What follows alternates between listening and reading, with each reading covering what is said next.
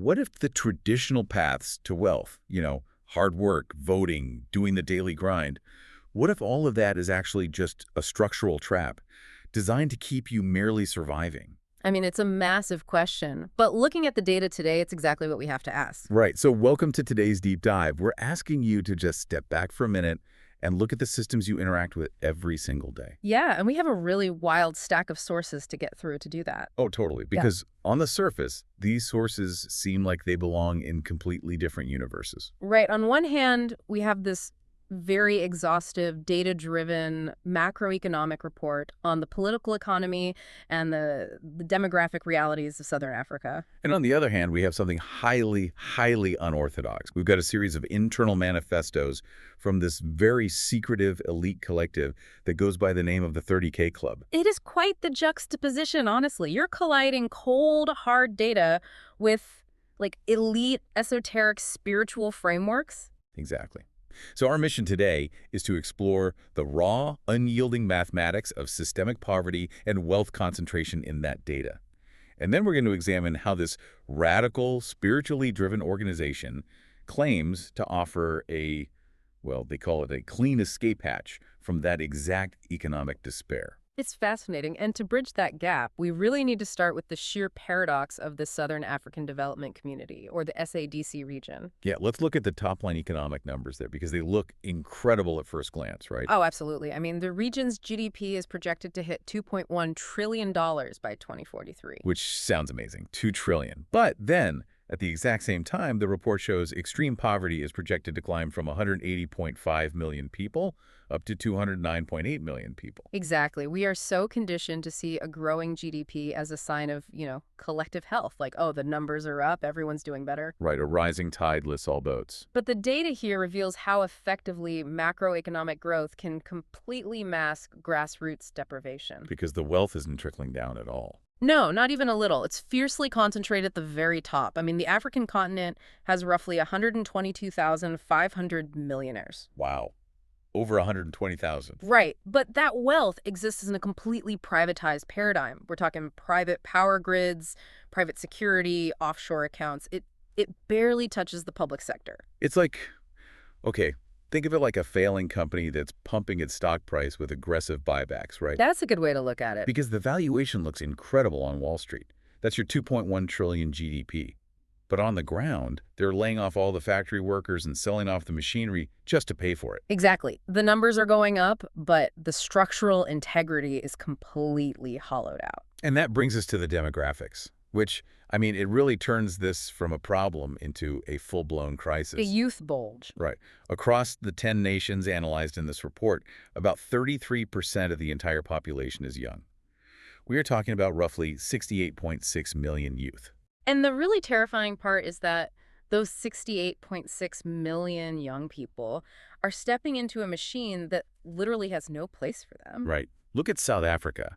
Youth unemployment for ages 15 to 34 is sitting at a catastrophic 60.9%. 60%. It's just mathematically broken.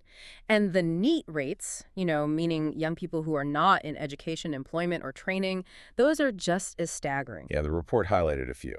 Right. So you have 38.2% in Botswana and 39% in Eswatini. Almost 4 out of 10 young people. Exactly. These individuals are systematically excluded from the formal economy. The financial markets basically view them as surplus to requirements. Instead of citizens with, inherent dignity and potential. Exactly. And when you break down what it actually costs those excluded citizens to survive, the math gets even darker. Yeah, the sources lay out this concept of the affordability gap, which I found just devastating. It really is. You've got 110 to 125 million people in this region surviving on $1 to 2.15 a day. Just let that sink in for a second. $1 or $2 a day. Yet the absolute mathematical minimum cost of basic living, just to survive, requires $11 to $15 a day. It's mathematically impossible to bridge that gap through normal means. You cannot stretch $2 to cover $15 of basic needs. No, you can't. It forces a state of perpetual deficit. And to understand how that translates into daily lived reality, The report gives a microeconomic breakdown of a South African minimum wage worker. Yeah, this part was crazy. Right. So a worker earning the absolute maximum minimum wage spends more than 57% of their entire monthly income on just two things: transport and electricity. Over half their money before they even buy food. Exactly. Because of the legacies of spatial geography, workers live really far from economic hubs, so that means massive commuting costs. Combined with soaring privatized utility rates. Right. So after paying just to get to work and keep the lights on, they're left with a tiny fraction of what a basic, nutritious family food basket actually costs. And state interventions don't even come close to covering the difference, do they? No, not at all. The state child grant in South Africa is 40% below the actual cost of feeding a child a nutritious diet. Wow, so we are talking about an environment where children are physically stunted from malnutrition before they even reach school age. Yes. And this leads directly into what the report calls stomach politics. Stomach politics, break that down for us. Well, when a population is kept at the absolute brink of starvation, living on that $1 or $2 a day long-term policy debates become functionally meaningless. Because you can't eat a 10-year economic plan. Exactly. A politician doesn't need to present a robust long-term vision. They just need to control the supply of immediate short-term relief. Oh, wow. So poverty isn't just a byproduct of a bad economy here. No, it becomes a tool for political stabilization. Elections end up being driven by who can hand out food parcels or promise temporary grants rather than who can fundamentally restructure the economy. That makes so much sense of the political data in the report, because it details several massive shifts in the region recently. Right, historic shifts. Like in Botswana, you had this historic 2024 election where the ruling Botswana Democratic Party, the BDP, lost to the Umbrella for Democratic Change, the UDC, after 58 years in power. A massive change on paper. Right. But the country remains entirely bound to the global diamond markets. And then in Mozambique, the ruling Frelimo government oversees this vast liquefied natural gas wealth, but 74.5% of the country lives in poverty. Which is exactly what sparked those massive post-election protests from supporters of the opposition party, Podemos. Exactly. And then you look at South Africa, where the ANC lost its absolute majority and formed a government of national unity, a JNU. Right. The financial markets stabilized, investors cheered, but none of it actually lowered the cost of groceries for the average citizen. So, wait, are these politicians basically just middle management for global capital? I mean, that is the grim reality the data points toward. True power over life and death, the power to determine whether a community eats or starves. It sits with multinational monopolies, mining conglomerates, and global commodity markets. Not the politicians. Right. A political party like the UDC in Botswana or the GNU in South Africa might win the election, but they inherit an economy fundamentally structured to extract wealth and export it. So changing the political guard doesn't actually change the mathematical reality for the citizen living on $2 a day. Exactly. If the new leaders must bow to the exact same global capital structures just to keep the state funded, nothing fundamentally shifts for the person on the ground. Which begs the question, if the ballot box is broken and the traditional hustle is just mathematically futile, what is the alternative? People are going to look for an escape hatch. Right. And that perfectly explains the rise of highly unorthodox, secretive groups like the 30K Club, who claim to offer exactly that. Yes. This is where our sources make a really sharp pivot from macroeconomic data to these internal elite manifestos. The 30K Club looks at this rig system and argues that standard hustle culture, the 18-hour workdays, the endless grind, they say that isn't a virtue. They actually call it a trauma response to economic isolation. It is such a potent diagnosis of modern labor.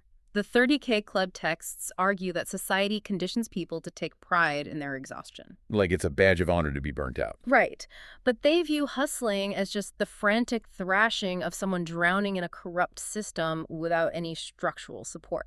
And they have a specific term for this, right? Yeah, they call it the mathematics of false hope. The mathematics of false hope. They state that hoping for a politician, a new policy, or a fundamentally extractive system to eventually save you is a fatal error. Because the math, the $15 basic needs versus the $2 income, it proves the system can't support you. Exactly. It's a mathematical certainty. So waiting for it to change is essentially a form of surrender.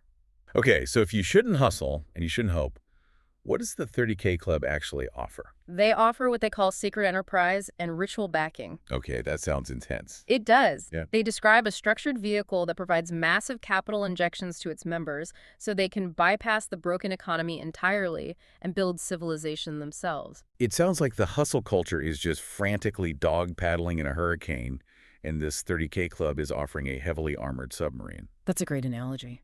But practically speaking, how does this capital injection actually work? Because when people hear secret elite club and rituals, massive alarm bells go off. Are they just pooling funds like a private equity firm, or is this something else entirely? What is the catch to getting in the submarine? Well, based on the manifestos, it functions as a decentralized sovereign capital syndicate paired with intensive psychological architecture. Okay. They bypass traditional banking constraints to provide unfiltered leverage to their members, but the texts actually directly address those public alarm bells you just mentioned. Oh, really? What do they say? They claim that the public's fear of elite networks is actually just a psychological shield. A psychological shield. How does that work? The 30K Club argues that people invent rumors about evil secret societies because it serves a comforting purpose. Wait, a comforting purpose? How is fearing a shadowy, evil elite comforting to someone who is literally struggling to buy food? Because it justifies their own economic paralysis. Oh, wow. Think about it.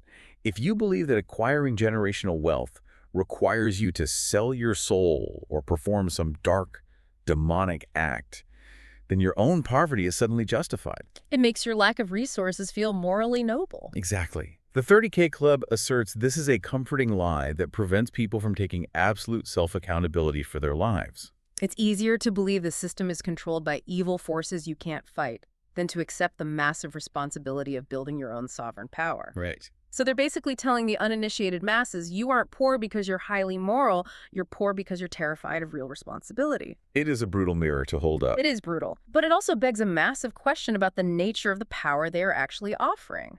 Because the sources mention that the public associates all unseen or spiritual backing with darkness, largely due to regional lore. Yes, the texts address that very explicitly. Right. The mentor in the text warns young entrepreneurs about killing orders, like rumors of the Illuminati or Isith Wallow. Isith Wallow. Right. We should explain that context. Yeah, for context, Isith Wallow refers to a deeply rooted cultural concept in southern Africa regarding dark magic or wealth-extracting rituals. Right. Desperate people turn to these forces to escape poverty, but the mentor says they end up in a high-paying hostage situation. They get the money, but the rituals demand the destruction of life, sacrificing a loved one, exploiting their community, or losing their sanity. And they end up with what the text calls haunted riches. And this is the exact vulnerability the 30K Club is trying to engineer out of their system. Okay. They draw a very sharp distinction between themselves and those extractive killing orders. They claim their initiation process, which they call the dark room, requires absolutely no blood. No blood at all. None. It demands only the psychological self-sacrifice of a member's ego and greed, because they operate under a strict, non-negotiable mandate. Their fifth commandment states explicitly, "Monopoly is a path of death." Monopoly is a path of death. That commandment feels like a direct response to the economic data we discussed earlier, doesn't it? Oh, absolutely. Because the entire SADC region is suffocating precisely because monopolies are hoarding all the wealth. Exactly. They recognize that when you provide an entrepreneur with massive frictionless capital and structural backing, their success accelerates exponentially. Right. But with that frictionless leverage comes the immense temptation to own everything, right? Yeah. To crush all competition and hoard the resulting wealth. Which is exactly what caused the problem in the first place. Right. And if a member does that, they violate the fifth commandment and they become the exact kind of monopolistic oppressor that creates the $1 a day poverty trap. So how do they prevent it? The club demands that its members actively decentralize their own power. They are mandated to sponsor what they call benefactors and aggressively fund new visionaries. They have to give it away. Well, they must empower creators, not dependents, ensuring that the wealth continuously circulates to build new infrastructure. See, I have to push back on this architecture, though. Go for it. The manifestos describe the 30K Club itself as entirely neutral. They say it's just an armory, offering a double-edged sword. Right. They say the club doesn't punish or crown anyone, it just provides the unfiltered resources. Right. So if a member succumbs to greed, the spiritual and systemic mechanism destroys them. not the club's leadership. But if the sword is neutral and just relies on the individual to do the right thing, aren't they basically admitting that human nature is the biggest risk here? It's definitely the biggest variable. Using their own phrasing, it sounds exactly like touching a high-voltage power grid. Like if you touch it with selfish intent, you're instantly fried. Well, that forced responsibility is the core design feature, not a flaw. Oh, really? Yeah. The organization steps back once the resources are in your hands. You are given the power to completely conquer your corner of the economy, but you are forced to carry the moral and structural burden of that power. Huh. If you fail to govern your own ambition, you face the consequences alone. When we synthesize everything we've covered today, the 30K Club's structure is a direct, deliberate countermeasure to the economic apartheid discussed in the SADC report. Okay, let's break that connection down for us.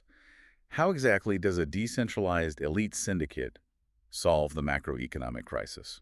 Think about the affordability gap again. The $15 a day need versus the $2 income. Exactly.